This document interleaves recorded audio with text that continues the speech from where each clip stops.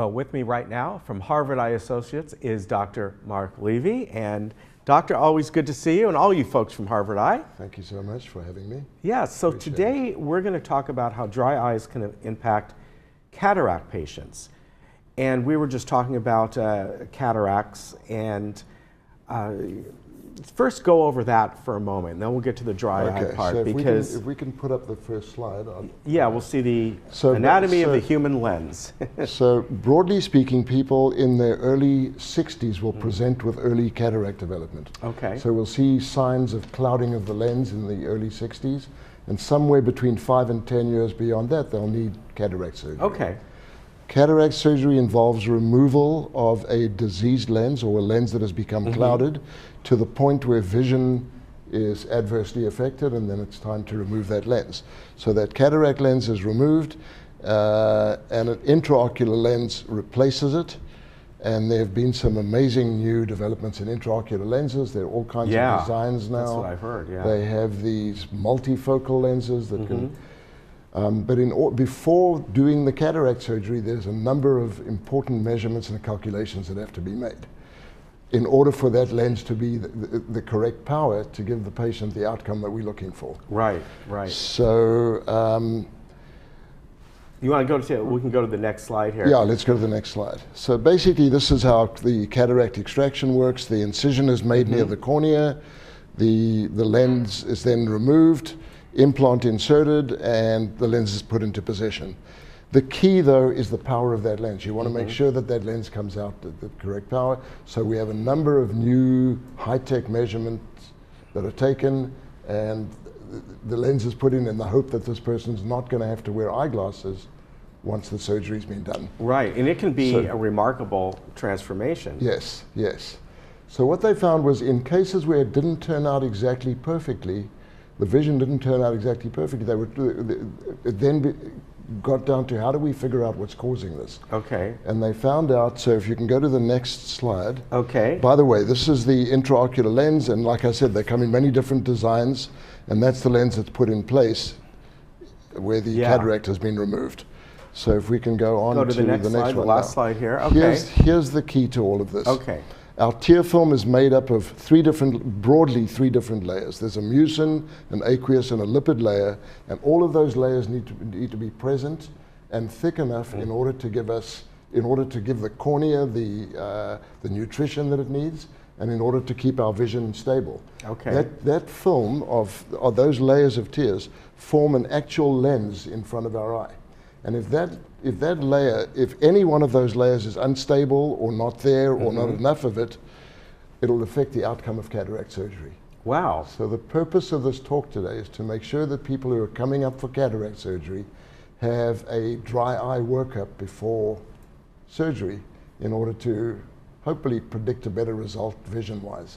And is that something that's automatically done? I mean, when you're getting ready for cataract surgery? It's fairly recent that we found out about all this, and so I'm not sure that everyone is doing it, but it's an important thing. It's an important test to do. What about other conditions on the eye before you do cataract surgery? Does it matter if they have astigmatism or any kind of scarring on the eye or any other conditions? Scarring on the cornea will have been there before the surgery anyway. Right. So you're not going to clear any kind of scarring. However, what we do know is that certain retinal diseases will predispose a patient to not having a successful cataract surgery. Okay. So we do not only is the testing done for the power of the lens, but we test very carefully the whole eye to make sure that the outcome is successful. Okay, and I understand that there are several different lenses nowadays to choose from, am I right? Depending what the patient needs or wants. You mentioned earlier astigmatism.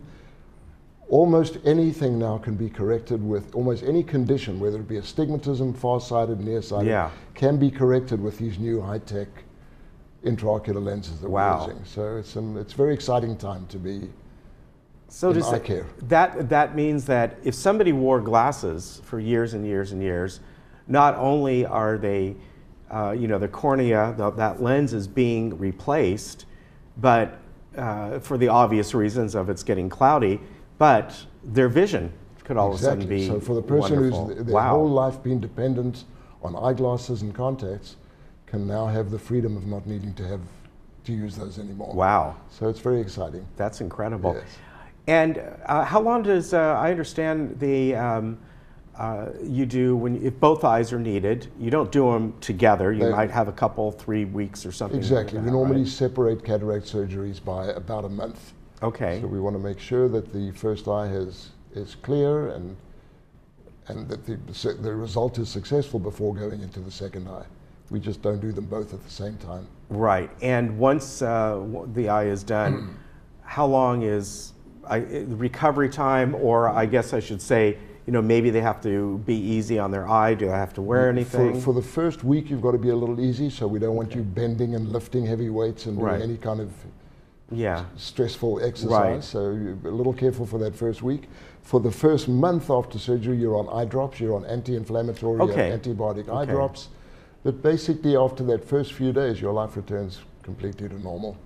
Wow, that's so amazing. It's a very quick recovery. Yeah, and I've known people who've gone through this, and they just say it's remarkable. Yes. And the surgery does not take long at all. Correct. Just Correct. a few the minutes, surgery is right? about 10 or 15 minutes per eye. So it's an outpatient procedure. You're there for about 2 hours, and then you go home. Wow. So that is just remarkable. The advances that we're seeing and eye technology, and I can remember even just a few years back, the choices of these lenses. There was maybe one or two. Now there's all kinds of choices. Exactly. How do you determine that? I mean, obviously, the power of the lens is one thing, but then there's other options as well, right? Multifocal and exactly. So the newest lens is a multifocal lens. It's called a symphony lens. Okay. And the symphony lens is designed very high-tech design. It's done in it's designed with concentric circles, which as you look downward, you move into the reading portion of the lens. Right. So it's almost like a bifocal or a multifocal that you have in eyeglasses that they've managed to put into this tiny intraocular lens. Wow. And they've been incredible. Really successful. So we're having a lot of good results with it. Very good. Under normal eye exams, this is where you can determine if somebody is getting cataracts. So do they notice it themselves? In the early stages, no. In Okay. the early stage, the patient will not come in complaining of it. So we'll see that early cataract before the patient notices it. So we're normally the first to tell them that there's an early cataract developing. Okay. And then the time that's taken between the early stage and the surgery can vary anywhere between 5 and 12 years.